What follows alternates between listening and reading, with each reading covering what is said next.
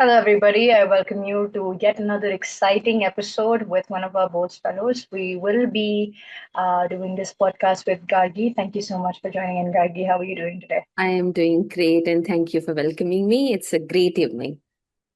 Great. It's again a pleasure to have you. Could you give me a brief introduction of yourself? Sure. Hi everyone, I am Gargi Tyagi and I am part of Bose Fellowship from the program 2025. And why I joined Bose Fellowship is because it's a very unique program. It's like you are doing MBA, but you are not being in a university. It's like you will learn about policy, business, marketing, and there's a lot of exciting classes. We have sessions, very interactive. It's like it generates interdisciplinary thinking. It's like you will get to know how to question better. We have learned through case studies, many different case studies. One of the case studies where we learned that not you can ask questions about why this particular product is being you know chosen as the case study for something like that. So we are very uh, we questions think in a very different and with a new objective to everything, and it's Mhm. very interesting, and I love the part of the classes that we do. And although I'm an introvert, but sir do encourages all the people, and you encourage yourself to speak and come out of it, and you develop skills like analytical skills, even being not being part of a spotlight, but you learn lots of things in this. How did you get so good? You speak really well. I'm so impressed, Ananya. And I'm sure, tomorrow they will ask you random questions from your DAF and you will be able to handle it. So hopefully this will get us past that 200 mark both you and I want to reach. You're like 24, right? Yes. I've never met anyone who is so talented at such a young age. So good. Thank you. Good job. And Misfits actually had a great role to play in it. I actually remember the exact moment when I saw your YouTube video. So this was after I had written the first prelims and I knew I was not prepared for it. And then I saw this and I thought I'll get a good ecosystem.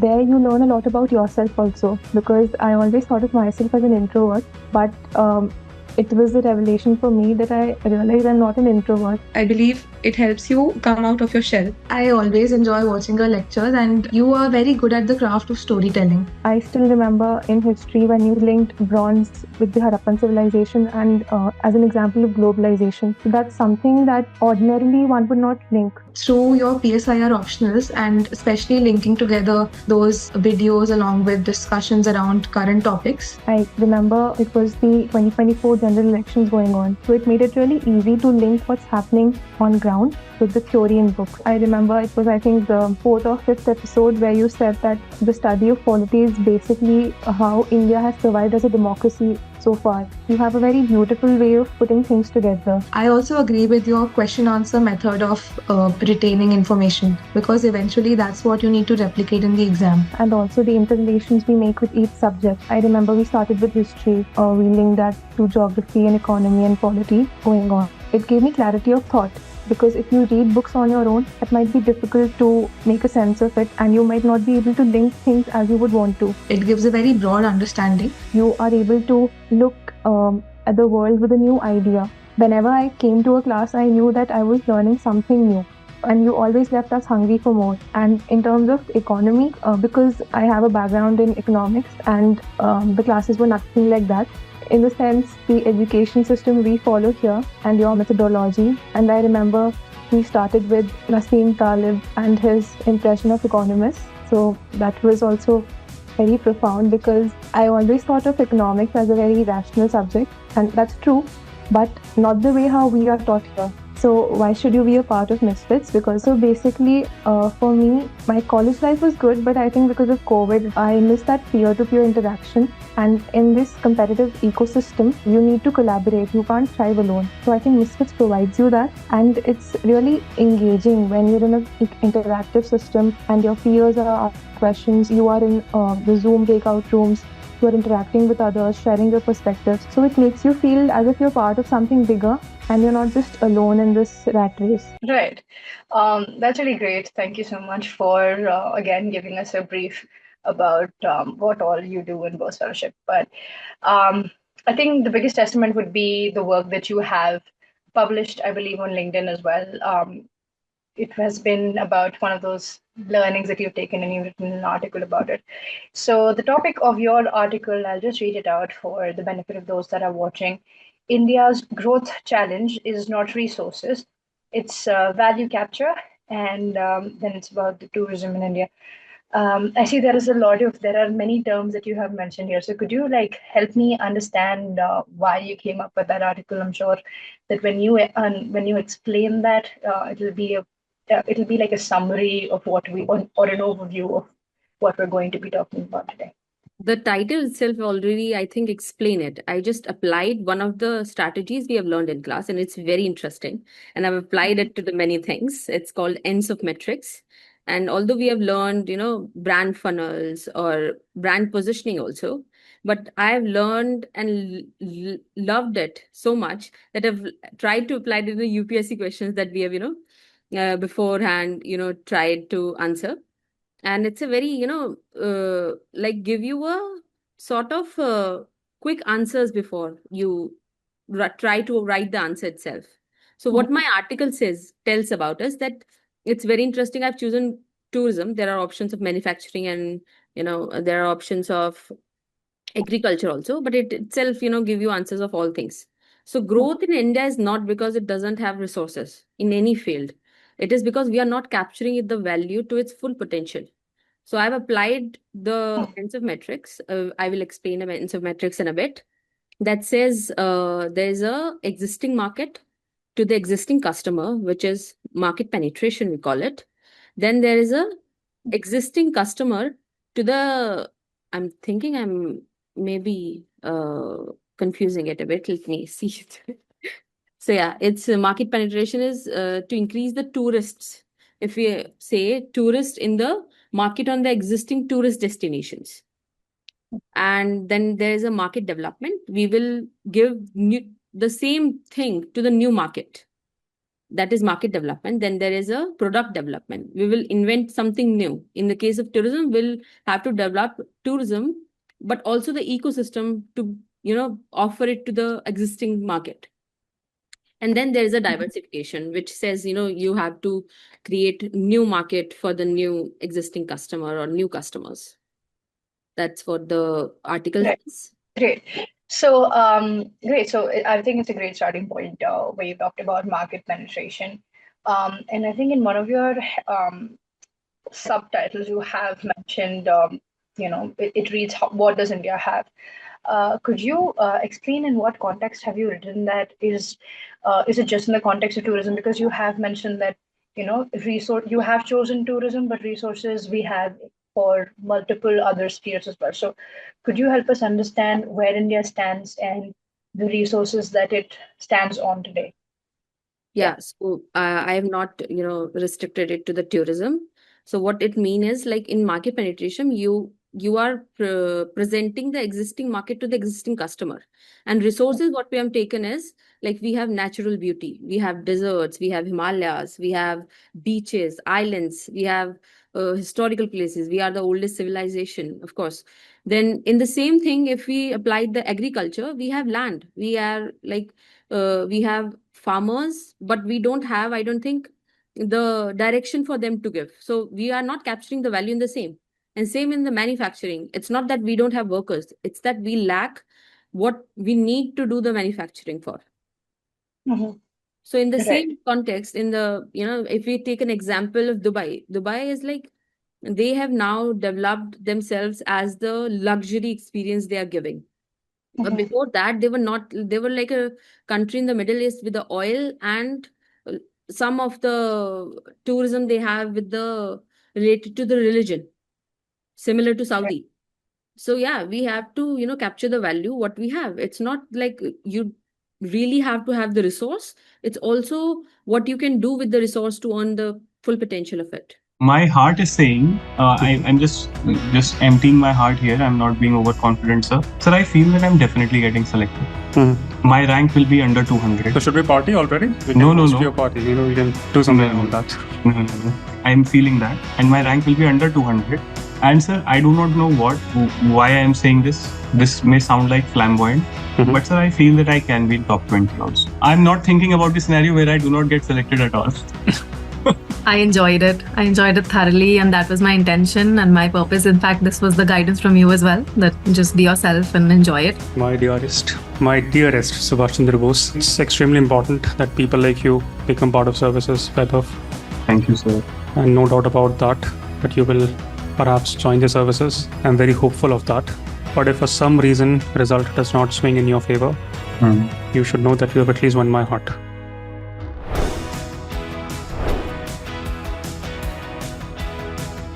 How much money have you made ever since the announcement? 300 rupees given by my Mossy. I have recorded every of your feedback already in our classes. Use it, sir. Use it.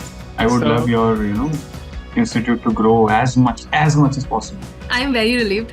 Just seeing the name there was good. I saw the rank and my parents were just right there, and I said that I'll get to work, I'll get to serve. And my parents started dancing. 1 minute later, I was like, rank to sun lo. And they were like, it doesn't matter. So it's mixed feelings, because I'm happy that I'm in the list. But I'm unhappy with the rank as well, so mixed emotions. We also have a special guest. Daisy is India's youngest officer of 2024 batch.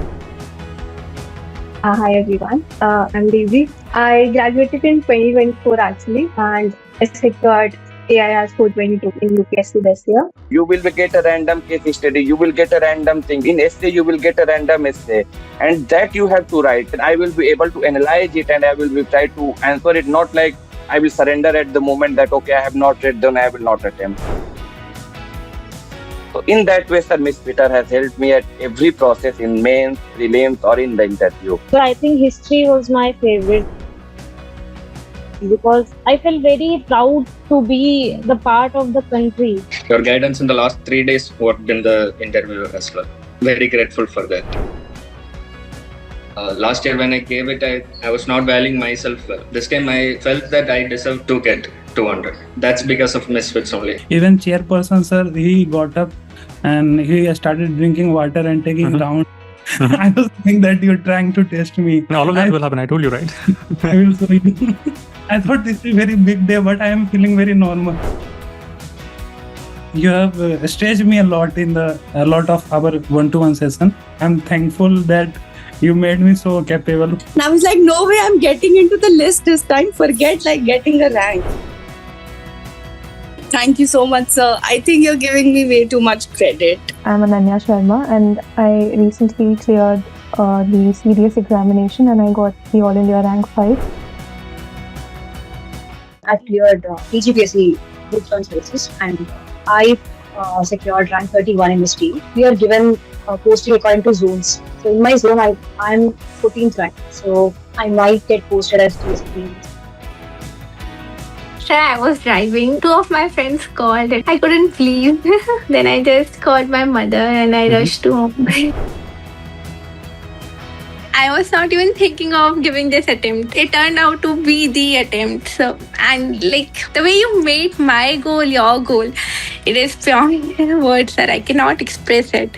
I thank God and I thank my stars that I came across your YouTube videos and I got a chance to connect with you. So it was so comprehensive that after every session, it felt like, oh God, I've covered so much. After those sessions, I felt like nothing else I need to do. Right.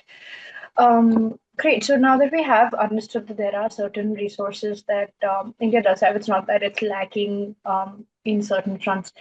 So I think this is another question that you have mentioned in the succeeding sections of your article. You've mentioned that, what was a correct move to utilize these resources in the best possible manner. So can we talk about that? And since you have particularly focused on your article focuses on tourism more, let's take it in that direction. Let's talk about what was the right course of action for India to have done and where it stands today. So if we could do a comparative analysis of the two. Sure. So if we do a comparison, there are very small countries like Japan, Spain, They are getting tourists like in the number of 36 million to the Japan. There are, 45 million to the Spain. They are comparatively very small to any state of India. But still, we are in a 1 year, we are, attracting only 9 million or 9.02 to be exact million foreign tourists in India, let alone the domestic market. It's a different thing. But that alone, gives you, we are the seventh largest country by the area, and we are the oldest civilization surviving and will still thriving. But still we are not, attracting the correct attraction, or we are not branding ourselves to the market correctly, that we can attract so much of people. We lack in so many areas. We have to do our work, but we are still, I think we are moving in that direction. There, I think recently there is a PIB article where they have discussed all the things that India is trying to do. And I think in 2027, 2026, 2026, 2027, they, in the budget, they have, to the agenda to prove it, they have applied it for the National Institute of Accommodation or the National Institute. And they have, talked about how they can, will train the people for the tourism industry. It's a whole thriving industry. We can attain a lot of things with it. Right. So you have mentioned that there are, we've been lacking on certain fronts, but we see that. So I'll just give an example wherein a lot of people, especially in these months where the months preceding the rainy season, the monsoon season in North India, a lot of North Indians, they make their way to a hill station somewhere, and there's which leads to a problem of of too little resources being shared among so many people. So many tourists are moving to these places, programs and so many other things. So there seems to me that there is there are tourists, there is a demand for for vacation spots, so to say, but the management hasn't been great. And I believe you have also addressed that question about what went wrong with the whole tourism sector in India. So could you throw a little bit of light upon overcrowding is one of those things, and that leads to multiple other things. But if we can get a picture of what a typical holiday spot in India looks like today, I think it'll be the best testament to understanding what vacationing, so to say, is like in India. So yeah, would you like to throw some light upon that? Yeah, overcrowding, as you said, like we can do so much things to control it, and that will also not only increase the beautiful experience of a tourist, but also I think it will, promote India as something. We will promote our soft powers also. There are many examples. We need to learn from us successful examples in the world as well. So in the same, I have, addressed this issue of overcrowding in the product development also, where not only we have the market development, we can do a product development. We can generate, it's not like a person went to the temple and then pray and come back. He have to, buy some things from the surrounding. He have to see museums nearby. It's like you have to develop a whole ecosystem around it. And you also, I think there is a country in Singapore, the Singapore itself, what they did was they are promoting the nearby tourist destination as well, with the, giving the discounts or making the pass like that connects nearby that are lacking attention of the tourist. So not all the crowd will be at the some place, but it will divide. You have to diversify so that the resources should not be, discussed or should not be attained by only a few amount of people. In the same of overcrowding, if I say, there are examples of, if you see Venice, it's a very popular and it's being, overcrowded and it has everything. But what they did now is like they have introduced a fee. So that will, of course, reduce that amount of people that want to go there. Or, similarly, if we see the neighboring country, Bhutan, it's a very beautiful country. And, they have motto of more value, but less tourism. So they are, giving you options to come, but you have to pay the fee. So not all people go there just to because. So it restricts the tourist itself. There are countries like Barcelona. They did the similar things because of the overcrowding. They applied, they have promoted, government have promoted with the tickets itself. They are sending a pamphlets that, visit this rather than this. So they are promoting the different locations itself. And the India, I Mhm. think the beautiful, as you said, the last part of question, what would be a perfect tourism destination would be if we take an example of Ayodhya Mandir, because since it's in news, so people go there, but they don't only go to the Ayodhya, they also travel to the ghats. They, watch ghat aartis nearby. They went to the nearby temples. They went to buy arts, handicrafts, local handicrafts. We are promoting that. So the connectivity should be to the Ayodhya, to Buddhism, to there needs to be creation of a circuits around nearby that tourists want to travel. You can't stay at one place. You have to give them connectivity so they can see more in a small period of time. My dearest Subhash Chandra Bose, it's extremely important that people like you become part of services, Vaibhav. Thank you, sir. And no doubt about that you will perhaps join the services. But if for some reason result does not swing in your favor, you should know that you have at least won my heart.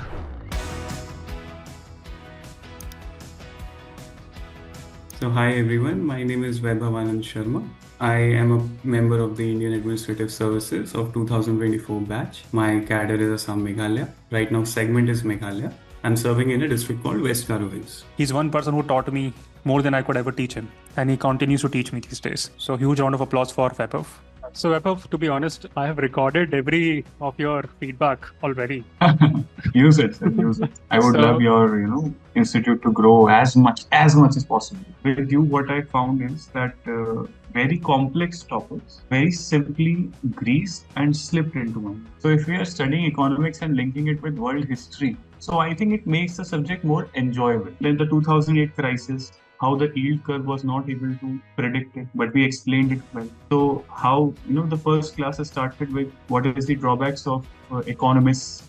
So I somehow connected it that it is the drawback of almost every social science. In sociology also, we explain the effects of caste system very well, but we are not able to predict. If the foundation is being laid in a good manner, in a humble manner, in a funny manner, in a logical manner, interlinkages are being done, I think that can help a lot of aspects. I had all the concepts. I never did any prelims question wrong in economics. And in mains also, I'm pretty confident that answers were very good. But I was never organically doing. So that the only part where I was lacking was talking to someone about economics. Because I don't feel it. These classes are fulfilling exactly the same deficit which I had in mind. And I would say that if someone wants to study economics, which is one of the toughest subjects, if this thing is being applied in economics, I'm sure that ethics would be a cakewalk. So many times it happens that when we talk about bond yield, so we talk about the inverse relationship between yield and prices first discuss the questions and then present it in a way that there is a lot of brouhaha around it in our mind already. But the way you taught yield was the simplest ever explanation in my experience of UPS. When we take this decision to prepare for this exam, I'm sure we should be ready because this exam is not one of the healthy exams. It's not like GMAT that it will occur multiple times in a year and it will take care of your mental health. It's our problem. So please at least know why you want to join civil service. I'm not waiting for a blue light car to stand in front of my house. I'm not saying that I'm great, but I'm not waiting for it. It doesn't matter. It may come, it may not come. Maybe tomorrow Sarkar removes any kind of car. Don't give me, I'll buy. I have enough salary now, 1 lakh rupees, it will come after basic salary, some other perks, benefits. Now I'll take a car on loan. So if that is someone else's attitude and still the person wants to do service, sir, then this is a very beautiful job. I'm not a very wise UPSC aspirant who qualifies in first or second attempt. I was in that zone where people were not very happy about me. Very rational people were saying that I'm part of demographic disaster. But sir, I knew for sure my aspiration is not wrong. It is not for a very mundane purpose. So that is why I kept going and God gave me a chance. So huge round of applause for Vaibhav. And thank you so much, Vaibhav, for taking out time. So delighted to see you and wishing you all I'm still waiting for that party that you were throwing in Goa for all the selected candidates. You wanted in Goa or somewhere else? Better places? You said Goa. This is how you diffuse the topic. Goa it is. Let's have in Goa. Done. Let's do it in Goa. All right. Take care, Vaibhav. And thank you so much for doing this. And thank you, sir. All the best. Bye. Right. Great. So, so like you mentioned, you talked about a product development. Now, since I am not very familiar with the concept of Ansoff matrix, is product development a part of Ansoff matrix? And if so, how is it different from market development, which you have mentioned in the next section of your article? So if you could help me understand that, then perhaps. Yeah, sure. So it's a part of a Ansoff metrics, and where we are, introducing the same product to the new customer. It's a product development itself, the name. So here in tourism concept, we are, developing the ecosystem around the popular tourist destination and, presenting it to the existing market. We are developing the destination more so they can experience the monument itself, not in isolation, but they can integrate it. Let's say we'll take an example of Taj Mahal. People come there, but it's just you are sightseeing. It should not be that. We need to develop the area. We need to give discounts so that the people, we can promote it. Like you can go to Fatehpur Sikri also. You need to make a time capsules where people can engage themselves and get an idea that how the medieval people would have been living at that time. There is a beautiful example in Japan and Korea. I've seen that they, rent costumes there. We can do that also. That would definitely not, overcrowd the place itself. Also, it will develop the ecosystem as well. It will give employment to the peoples also. Then the same with we can, have a local food markets develop. Like it should be everything like a medieval period, and you are going in there and you're enjoying and you're getting a new experience. It's a beautiful experience if you would create a new product. So new product itself means you are creating destinations, but also developing the whole ecosystem around it so that people don't just restrict to it and, go somewhere else also. So while you were talking, this question came to my mind, and it might be digressing from the topic, but I'm just curious about what you think about it. So if you visit any monument, let's take Taj Mahal for example, there are different the fee for the entry fee is different for Indians, and it's different for foreigners. So I'm just curious. It could be it could be good for the economy. It could be a great business model. But do you think it's ethical? Because it's the same kind of facilities that both the parties are receiving. I'm just curious what you think about enhancing the fee for those that come from outside. And could you, if at all it is ethical, could you help me understand why? Like what goes on in the background of it? So see, I think it's not ethical at all. You need to either, getting money from foreigners more. It should be like, for the Taj itself, if you take an example, we can increase the fee based on the time slot. Let's say I'm going there and I'm a foreigner and you are going with me, but we have given a different amount of fee, but it should be based on the allotted time for both of us. Like if I'm going for 11 to 12, I need to get that done. That could be helpful for the crowding itself. It's not ethical to get money from the foreigners itself. And I'm sorry, what the next question was, your part of question? Can you repeat if you can? I mean, if you, so it was only based on the first question, if it is ethical, then could you help me understand the business model behind it? Because it seems like, it seems unfair in the way that, we are actually going into the same kind of facilities. Not that the foreigners are anyway getting a better facility than the Indians. So I just wanted to understand why you think there is such a big difference. So rather than increasing the fees, we need to improve the experience to get more money from them.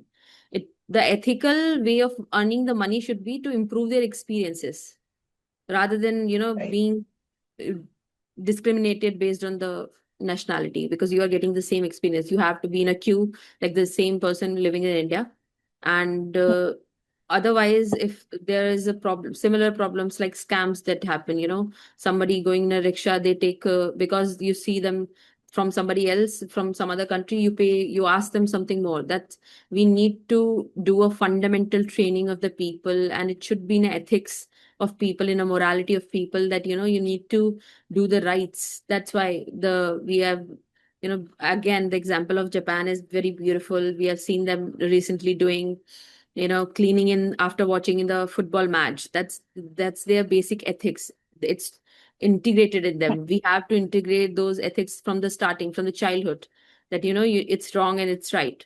Although if these scams happen very frequently, and that itself degenerate the image of India after they get to know, and the experience just get ruined. Whatever you have said, always the way you motivated and the way you made my goal your goal, it is beyond words that I cannot express it. Srishti comes from my home city, from Gwalior. So first and foremost, a huge round of applause for Srishti for getting 160 rank. This is amazing. Very, very proud of you. I've seen you crumble, insecure, and when I see you finally achieving this remarkable goal and with a good rank, it just makes my day. I'm really grateful to you. I was not even thinking of giving this attempt. It turned out to be the attempt. So during this journey, there are multiple moments of self-doubt. Whenever we are not able to clear the examination, we do question that how to proceed further. Should we give a next attempt, or even what we will do in the life, or what if not UPSC? And that moments of self-doubt sometimes breaks you. But I would say that having self-belief, having confidence in yourself, and having right people around you, it becomes very important. So fortunately, I had Naman sir, I had my parents, family and friends who motivated me. They pushed me that I can do that, and sir was one of them, and I'm really grateful for him for that. You and Misfit have played a very big role in my journey, from motivating me to showing me the right process, and that has been truly transformative for me to building the right mindset that is required. And I'm really grateful to you and the entire team. The advice to the future aspirants, I would say that this preparation is not only about learning or collecting the resources, but you have to cultivate the right mindset. Be honest with what you are doing. You are not just sitting for studying, that you are calculating the number of hours, but how honestly and efficiently you are working during those hours. We all make plans, we all prepare strategies, we take tests, but it is important that we are doing it with the right mindset, matching with the demand of the examination. Across the stages, whether it is prelims, mains, or interview, you have to think like an administrator. You have to build a right strategy and follow it consistently and develop that thinking. So whether it is prelims, it is testing that how you are performing in those 2 hours, how you are tackling that pressure, or whether it is mains, that you are interpreting the question right. It becomes very important that you are thinking rightly. And I think Naman sir helps in that a lot across the stages. And gratitude for you is beyond words, which I cannot express. That's amazing. And how has the day been so far? Tell me everything from the reactions of your parents. And when the result came, I was actually traveling and my phone started ringing. So it was my friend who told me, and I was not believing in that. I called up my mother and my father. I couldn't see her reaction, but when I reached home, she was crying. She was all tears. And it was truly a moment I was waiting for years. Today's my Chacha's birthday, so he's very happy, and my Dadaji, everybody was crying. And I felt that finally I have made my parents proud. I am worth their efforts, the worth efforts of my friends, my mentors who have put so much in me. They have believed in me. Started string of calls and everybody started visiting, and then finally all things started happening. Media came, so lots of media, so it gave a lot of interviews today, and then the felicitations. I hope that I justified your time, and I hope you are happy. Of course, and I mean, I have told you this in the past, it's a means to achieve an end.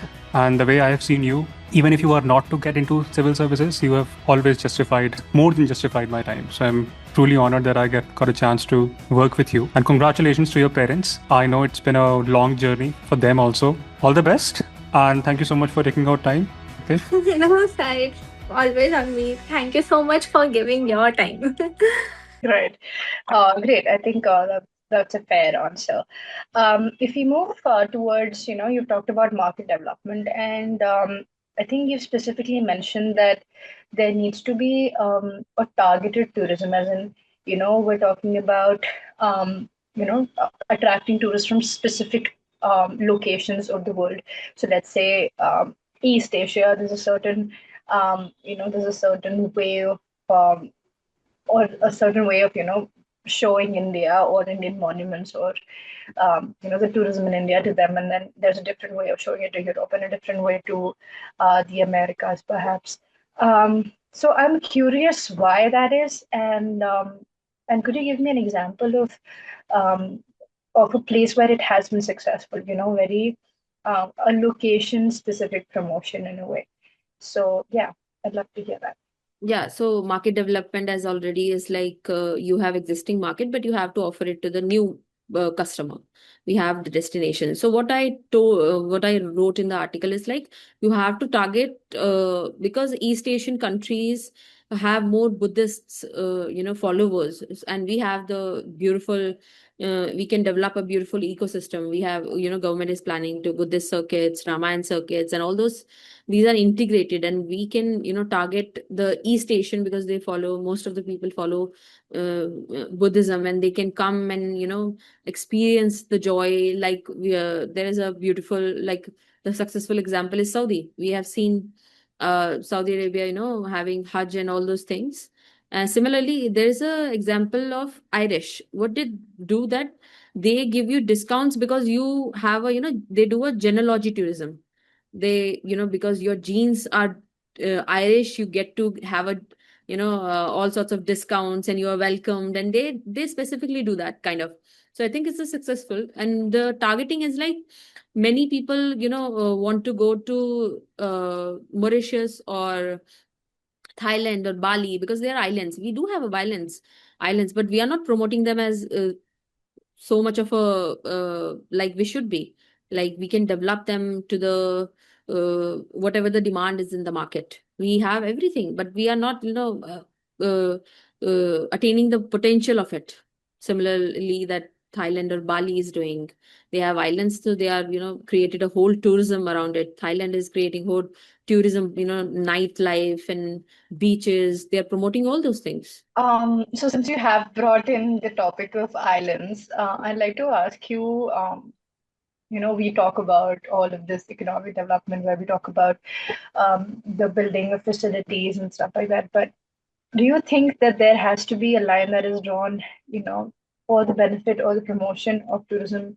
Do you think this can go hand in hand? The ecological harmony and also along with that, the cultural heritage is very on some of these islands is like very rich. Do you think tourism and all of these aspects that make the island that it is, do you think they can go hand in hand? And do you think we have been successful so far? I don't think we are successful so far, but I think we can go hand in hand with a better management. Like we have recently seen in news that, Rishikesh as a spiritual or the Banaras as a spiritual places for the people to come, but they are doing like spiritual parties they are going on. So they are degrading the development. It's because the people are losing the authenticity they have. If you cannot lose the authenticity and with a better management and training of the local communities, you can sustain the environment and create the employment with the tourism itself. We are developing like a turtle, sightseeing. We are engaging birds sightseeing. It's a beautiful concept, but people need to learn from the basics that if you are going somewhere, you need to make sure that you are respecting the environment also. We are facing the global warming and all the effects every country is facing. I think more than India, it's the Europe who's in a denial that, we have not contributed or we are taking the precautions of all sorts of things. And similarly, like with the islands itself, we need to develop it can go hand in hand, I think. I'm sure, but we are not successful in it. And with the example, if I take, I think we have studied in a class a beautiful example of one of the beach in Indonesia where they have closed it and left it for 3 years because it was so crowded and people aren't respecting the environment. And after 3 years, they have reopened it, but with the better management and it has flourished. All the fishes has came back, the corals are generating there. It's a beautiful example that we can, respect the environment and have employability also. Right, great. I completely agree with your answer, honestly. It is important because I think the culture and the ecology is what makes a place the attraction in the first place. So creating that is just moving in the opposite direction. Coming back to our question on market development, you have again mentioned a segment of what went wrong. When it comes to market development of the tourism sector in India. Could you help me understand what went wrong and why haven't we been able to, I feel like we identify these problems. Most of us, in fact, identify these problems, but um, we're not able to move in the right direction. So it will be great to understand the core of this issue. So here in market development, I wrote in an article about the problems we are having with not even though we are identifying all the problems, we are not moving in the right direction. Like one of the problem is like promoting our India into the market is very I think weak in, and that same concept comes in a brand positioning itself. What is the brand positioning of India in the world, in the global for the tourism? One of the lacking is like the safety issues that just make the headlines in the news, and it just weakens the positioning itself. If somebody is considering India for the tourism, the news itself and can make the decision to change to something else.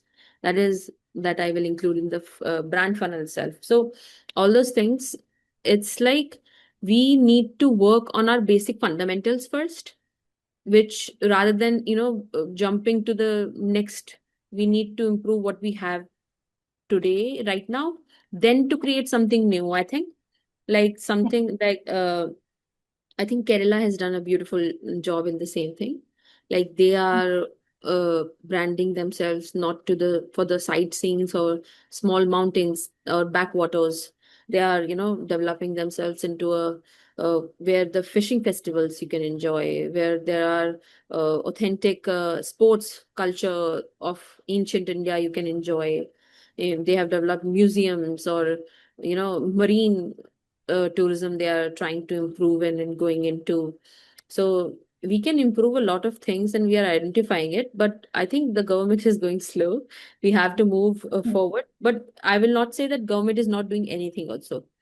Like there is also uh, initiative of government where they have decided to diversify the market with the right uh, investment, where investment can come and ecosystem can grow and we can move forward with a beautiful engagement of tourism for the it can transform every sector itself. So if we kind of circle back to product development, as you have in your article as well, you have talked about, again, what went wrong. We did talk about product development briefly and about the things that went wrong.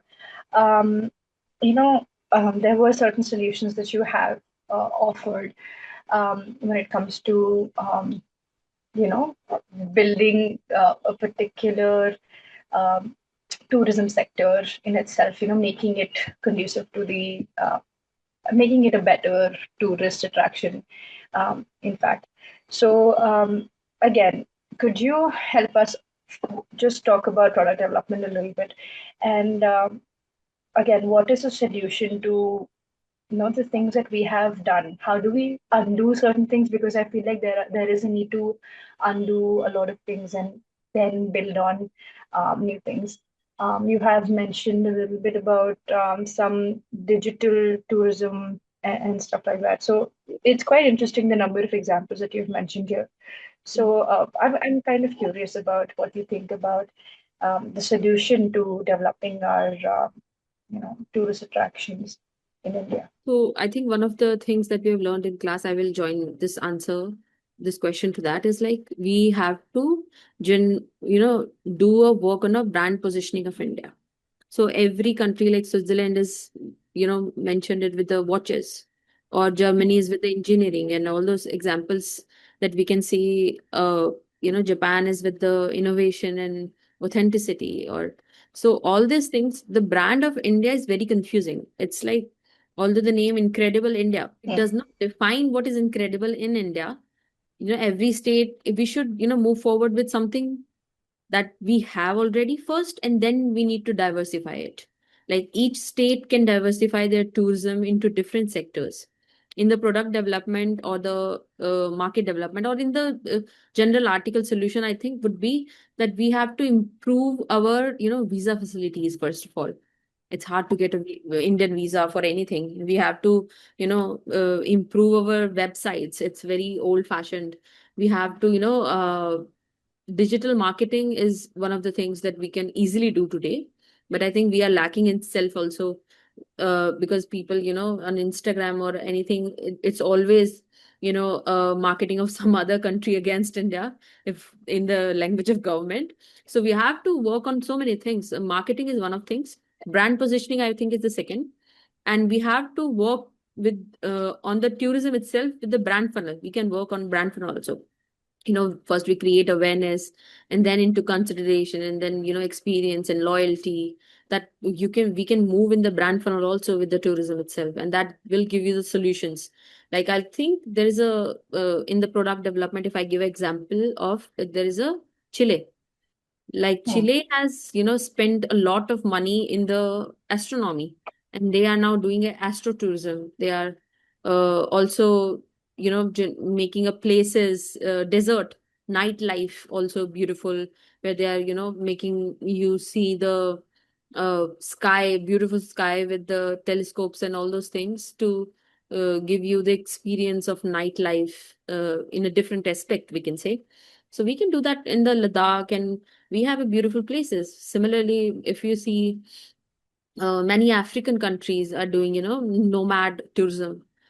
They are taking you to the nomads, and you get to experience the life. We have so many tribes in India, in different parts of India. We can do that also. There's a village tourism that we can. Similarly, as you said, the digital tourism, we before it can also be applied to the brand funnel, where for the consideration of India to for the tourist, one has to consider the India first. So what we can do for in the digital tourism is first create the interest of the tourist through digital tourism, that they can actually come to India and experience what they have digitally experienced. So yeah, there's a beautiful resources. There's a line, that say resources create opportunities, but the value capture itself is a skill that we need to grab from those opportunities. Right. Great. So again, while you were talking, this whole concept of GI tags came to my mind, and it's been really incredible to see some of the very niche Indian artistry, and also, our some of them that were really unknown to even Indians, them getting those tags. Do you think this is something that has helped? Indeed, some of the Indian products, or some of the Indian heritage, to come to the limelight or forefront, not just not just in India, but internationally as well. Do you think that has helped? And if it has, is there a model that we can adopt that is more like a national model, so to to spread the word about certain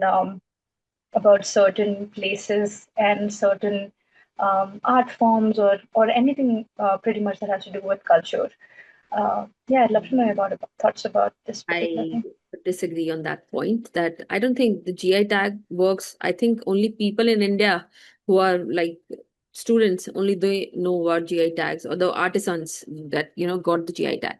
I don't think that's actually capturing the value of the GI tag itself. We can create a beautiful local tourism. We can promote that with the GI tags also, and that will export if some tourist is coming in India and they are buying something and they liked it, they will take it with themselves, and the demand could increase and all those things could happen. But we are not, like there are so many examples recently. If you see in the news, like there's a checked kind of a fashion in going on, checked suits we see.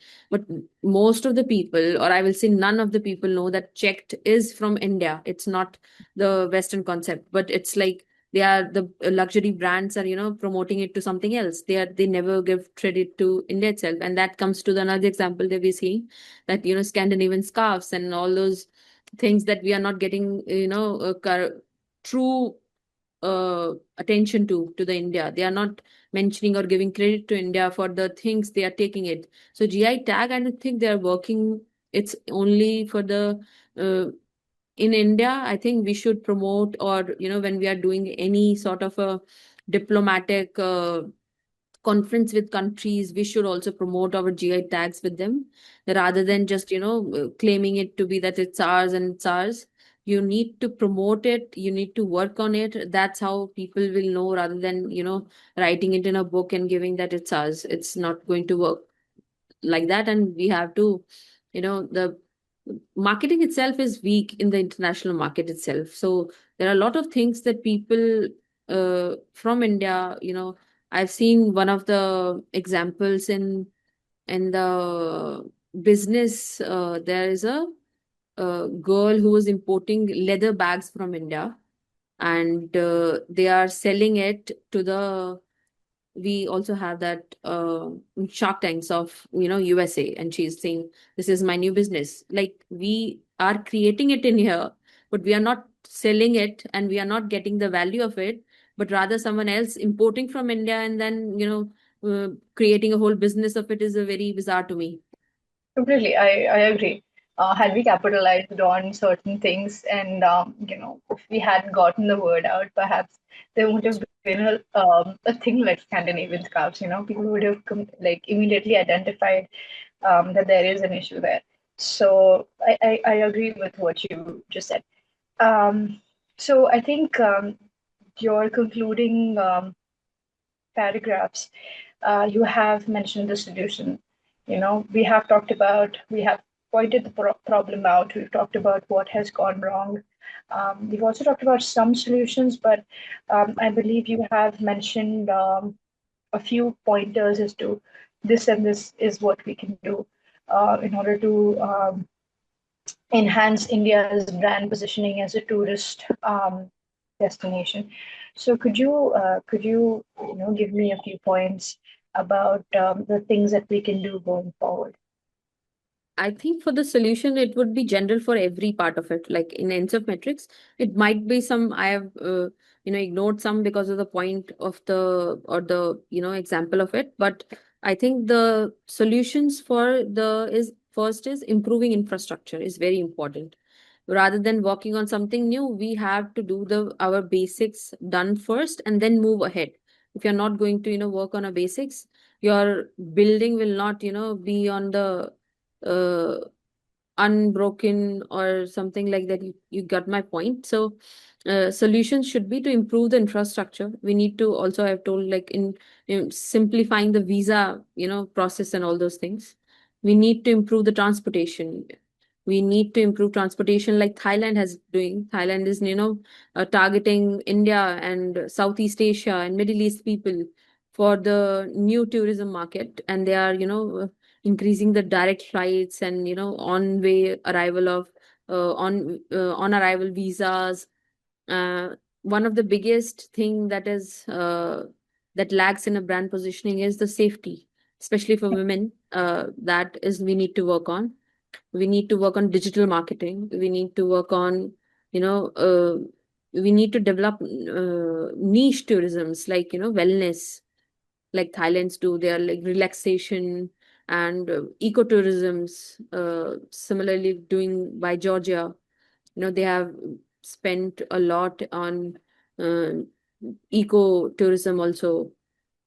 Countries like I think countries like in Africa, countries are promoting it's like Rwanda. Yes, Rwanda is a good example. It's working on a ecotourism. They are giving gorilla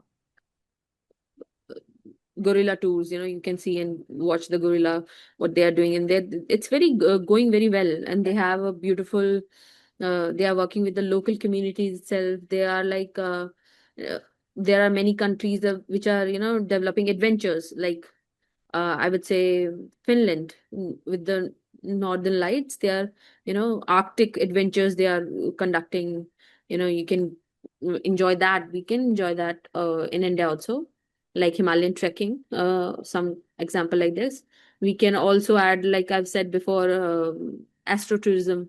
We can do in Ladakh and Arunachal Pradesh or in Rajasthan, where you can there are so many opportunities we can grab to increase our or capture the value, I would say, from many parts of many sectors of India.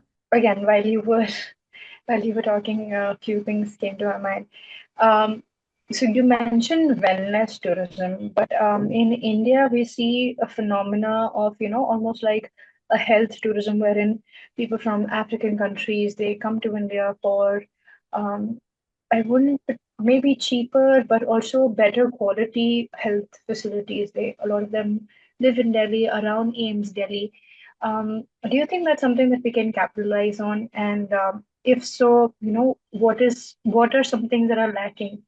And how can we? Because this is also this does bring a lot of people to India. Yeah, I think the medical tourism is one of the greatest tourism that people can capitalize on. Countries like South Korea is like famous for plastic surgery. Like it's so cheap there because there are a lot of doctors are ready to do it. So it's a like demand supply, same thing. In India, we can grab that not only for the Central Africa or Central Middle East people, we can grab it for the people in the West because it's so expensive there. Especially US. We have seen a video of a girl, telling that the medicine in India is very cheap rather than in comparison to uh, US and something. We grab this opportunity to promote ourselves as a medical tourism, not for the countries that we are, we need to develop markets also. And that itself will, have a multiplier effects in many sectors. If we only take the medicine or a medical tourism itself, we need to, train more doctors. That will create opportunities for more people to become a doctor aspirants. But here currently the problem I think is that we are not there is, I don't know the data, but it's 1 lakh or 25 doctors or one doctors on 25,000 people. So we still need to work on our uh, workforce to be trained, skilled, or in a certain sector that we are going to capitalize on. And similarly, I think in the medical tourism, the Turkey is also working in the similar pattern. Like they are central, uh, not only the Central Europe, but also South American people. First choice would be the Turkey rather than coming to India. So we need to, grab this opportunity and promote ourselves, not as a just as a oldest civilization, but we can do wonders in a medical tourism itself. Great. So yeah, let's move on to the last question, where you talk about the economic outcome of everything that we might do. You have talked about the multiplier effect, and you've talked about how how building tourism will not just promote um, India as a tourist destination, but also build the Indian economy. So, in your last few remarks, can we hear about what you mean by that? What you mean by the Indian economy growing itself? Um, yeah. So I would say a multiplier effect is one of the basic point of it. That I've chosen this topic itself is because it touches various aspects of economy. You can talk about entrepreneurship. Somebody wants to create a company for tourism. Somebody wants to have a it supports MSMEs, like you have local tourism, local transportation. It helps in aviation, and similarly, we talked about the medical aviation, medical tourism. Uh, other aspects are like employment generation is very, it's a labor intensive industry. You need to train people to be guided, to be in the food market, to be the transportation and all those things. We can generate employment. Then if we are attracting more people from outside country, that will definitely get us the foreign exchange. That will improve, we can spend that on a oil that we are getting hard to get now that we don't have a foreign exchange as said by the government. Then we have regional development. You do a targeted tourism in the basis on the regions, like village tourism. People want to experience the village, or nomad experience. We have tribes and nomad people that you can experience that, other than touching the Seychelles one, where those untouchable tribes live. And there is that all of these things will if have an effect as a soft power. Like a satisfied tourist is your biggest promotional marketer. He will do the marketing better than any of your marketing strategy would do. Then we have private investment will come. If you like, government is working on a basics, they will have a trust that we want to spend on it, and we will gain the mm, generation of wealth from our investments, that they will have the, so employment is that. And then the multiplier effect, the end come will like if somebody like hotel manager earns revenue, uh, he will give salaries to the workers, and then they will spend it on food, housing, education. So it's a whole lot of a part of the economy that we can enhance and enrich, and we will have a lot of potential. We will have a lot of potential if we work on a right direction with the help of government and private investment also. Great. Thank you so much, Gargi, for this conversation.